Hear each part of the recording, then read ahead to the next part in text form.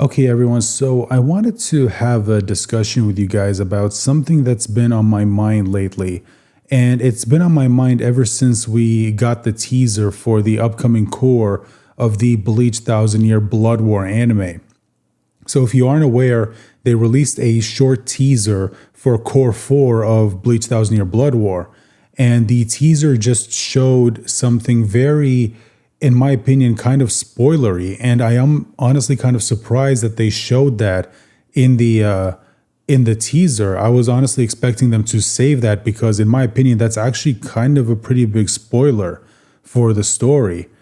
So who knows? Maybe there's some significance in that. We will definitely get to that. I will discuss that a little bit in this video. But before we continue, let me just say this real quick. If you're watching this and you are an anime only, if you have not read the Bleach manga, then I highly recommend you click off the video because this video will contain spoilers for the Bleach manga, and we're specifically going to be discussing the part of the manga that hasn't been animated yet. So basically what the anime is going to cover when it gets released, when Core 4 gets released, that's what we're going to be discussing. So if you don't want any spoilers going into the anime, then you better click off now because moving forward, we are going to be discussing spoilers. So what they showed us in the teaser was essentially both of Ichigo's Shikai. We saw one of them, the bigger one, turn white. And obviously, if you read the manga, you know what's actually going on there.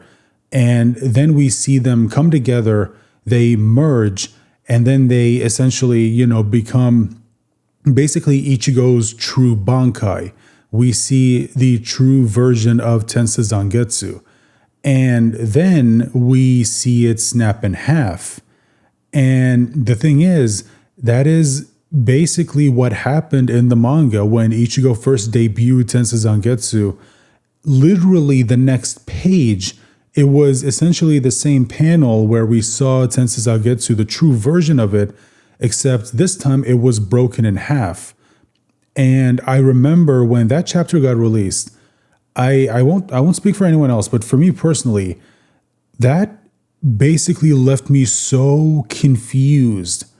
I was so confused as to what happened. Like I remember going back to the previous page thinking that, okay, maybe I missed something, and just constantly going back and forth until eventually I moved forward and the story, told us what actually happened, that Yuha essentially used the Almighty to essentially break Tensa Zangetsu in literally every timeline possible, basically making it essentially irreparable. Like what he did cannot be reversed. Even when Orihime tries with, Santen Kishun, she just could not do it.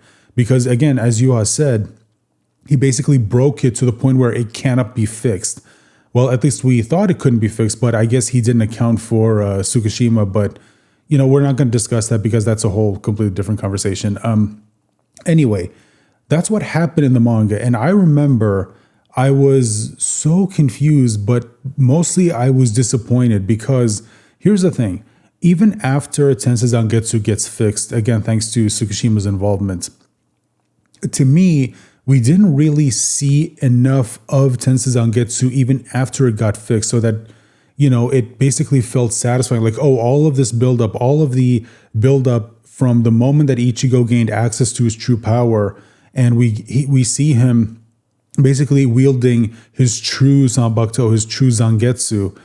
And obviously then we were like, okay, sorry, again, I was like, I'll try not to speak for other people, but I was like, okay, so we see the real versions of Zangetsu, then what's the real version of Tensa Zangetsu? And then when we finally got there, that's what essentially ended up happening. We didn't see anything. Like we literally saw nothing. It's like it just immediately got broken, and then Ichigo just proceeded to get his ass kicked. And then not only did his Bankai get broken in half or broken to the point where it can't be fixed, but even later on he breaks the horn when he went into his Horn of Salvation form. It just got broken, and just Ichigo just went on to be completely dismantled by Yua.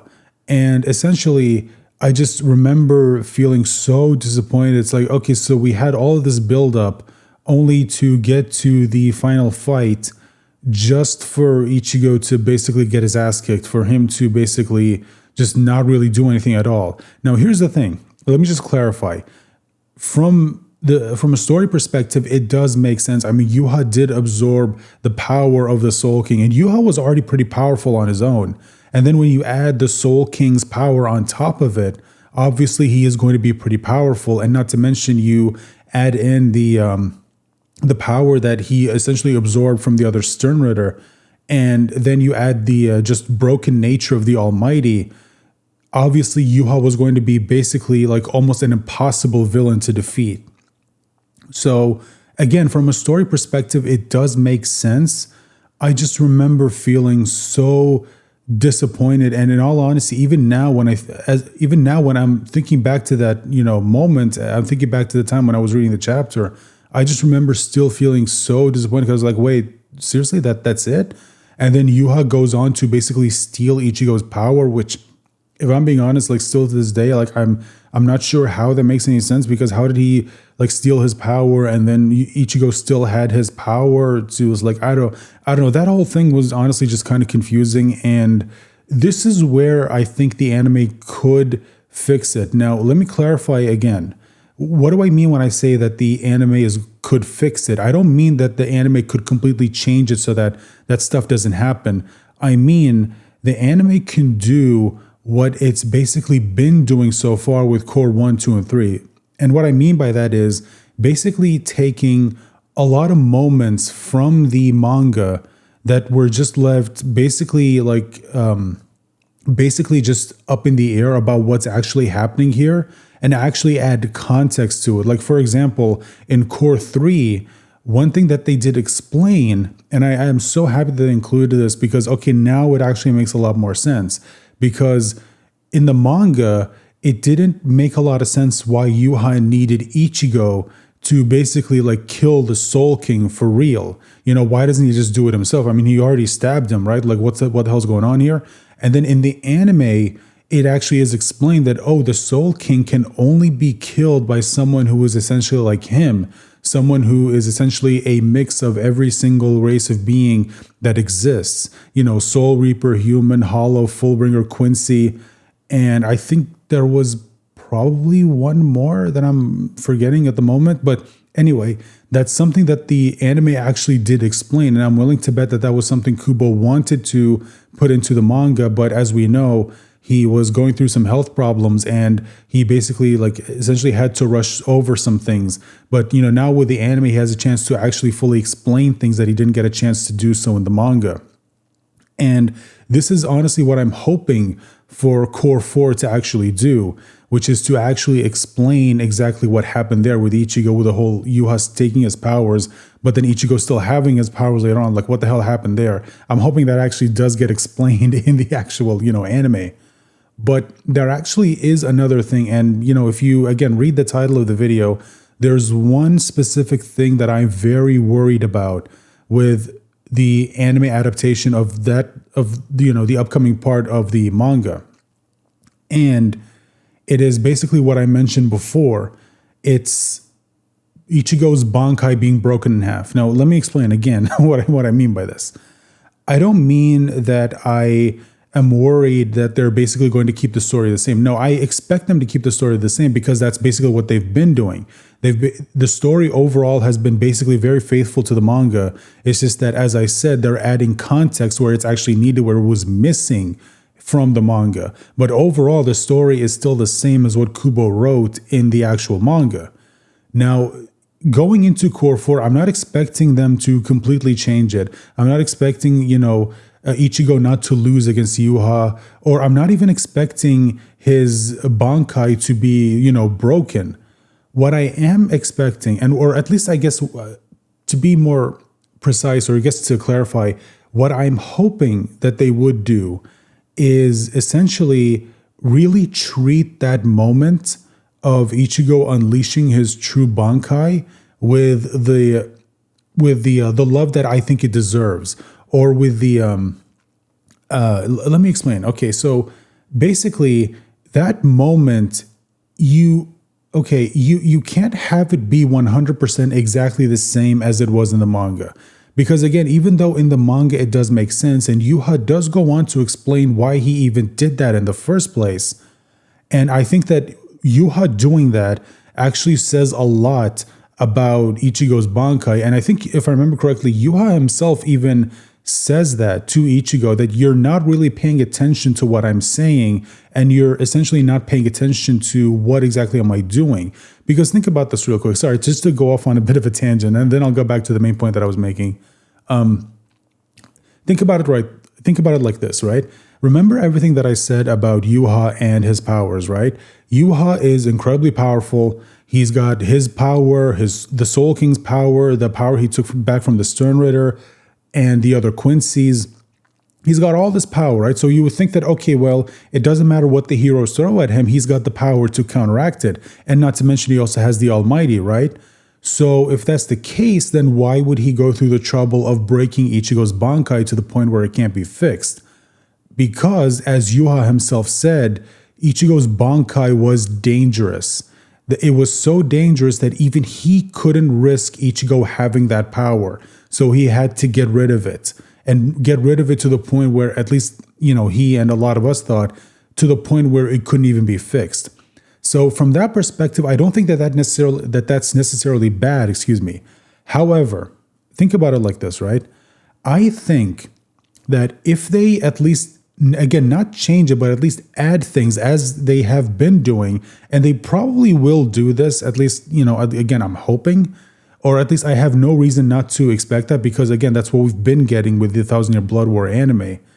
What they could do is add to that moment. Have that moment be like the moment that kind of gets everyone in the fandom talking. And what do I mean by that?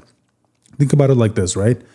Think about when in other animes we had moments like Goku debuting Ultra Instinct in Dragon Ball Super. That moment sort of like got so many people talking to the point where it crashed the Crunchyroll, website. Or think about when Luffy went Gear 5. Or even in Naruto.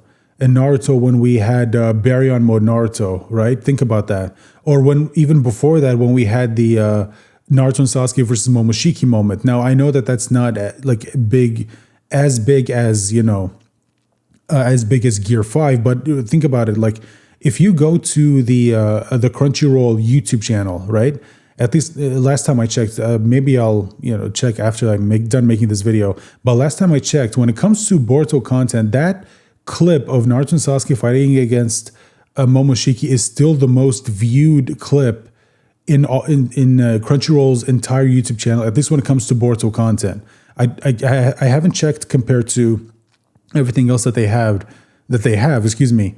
But last time I checked, that was the most viewed one because people just keep going back to it. And the reason why I think people kept going back to it is because this was essentially us as fans going back to seeing a big moment, which was once again seeing Naruto and Sasuke working together to take down an enemy. That is something that people have loved going all the way back to part 1 of Naruto.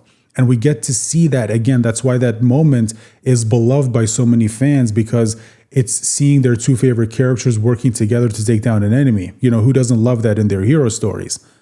And obviously, of course, moving forward, we had Baryon mode Naruto. I think Ichigo debuting his true Bankai could be a moment that rivals those moments, but only if they actually handle it correctly. Okay? And again, what I mean by that is if they basically add to that moment instead of just having it be exactly like it was in the manga. Because again, like I said, while it does make sense, if you go by what happened in the manga, Ichigo didn't really do anything with his Bankai, his true Bankai. At one point, he managed to, like after it got fixed, at one point he managed to hit Yuaba with it, but then Yuaba just immediately reversed it, like it did nothing. Okay, so he managed to land one attack, and then later on he landed the attack that fully killed Yuaba by slicing him in half, which was obviously foreshadowed when Hashwalt was showing Yuha the vision that he saw in the future of Ichigo killing him. He was trying to warn him, but Yuha just thought that, oh, this was a bad dream or whatever. So that's pretty much all we got for Ichigo's Bankai. For me personally, that's not really satisfying. And again, I hope that when the anime does eventually get to that moment, that it basically gives it the love that I think it deserves. And if that does happen, like I said, I think that that moment could end up rivaling Baryon Mode Naruto, Naruto and Sasuke versus Momoshiki, Gear 5 Luffy, and even Ultra Instinct debuting in Dragon Ball Super for the first time. Now, okay, it might not get to that level. I don't think it's going to get to the level where it's going to crash the websites. I don't think that's going to happen, if I'm being honest, because number one, Bleach isn't even on Crunchyroll. So that obviously because of that, it can't happen. At least as far as I know, I don't think it's on Crunchyroll. And yeah, so there's no chance of that happening, obviously, again, as far as I know. But it could still be big to the point where you just see everybody on every social media website talking about it.